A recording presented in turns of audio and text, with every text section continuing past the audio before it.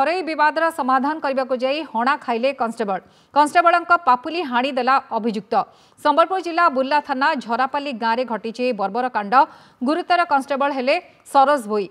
पापुली हाथरू छिड़ी जाइतबा बेले गुरुतर अवस्था प्रथमे बुर्ला और परे कटक बड़ डाक्तखाना को स्थानांतरित करा जायछि। अभियोग अनुसार दिन प्राय 11:30 झरापाली गाँव में स्वामी स्त्री मध्य गंडगोल होइतबा खबर पाई कन्स्टेबल सरोज गाँव को जाइथिले।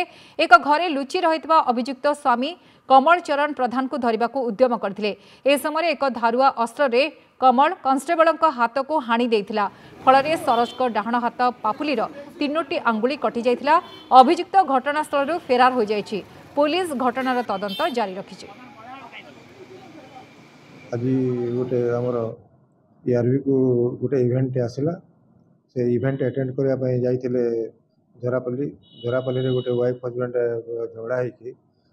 हजबैंड से स्त्री को मारिया समय ये गला बेलू तार हजबैंड आसिकी आमर कन्स्टेबल जाते सरोज कुमार भोई ताकू गोटे भीषण भाव में आक्रमण कर आक्रमण फल से सीवियरली इंजर्ड हो दुईटा आंगुठी 3टा आंगुठी प्राय कटिजा अवस्था अच्छी इमिडिएट बुर्ला प्राइमरी ट्रिटमेंट देकी कटक शिफ्ट कराई।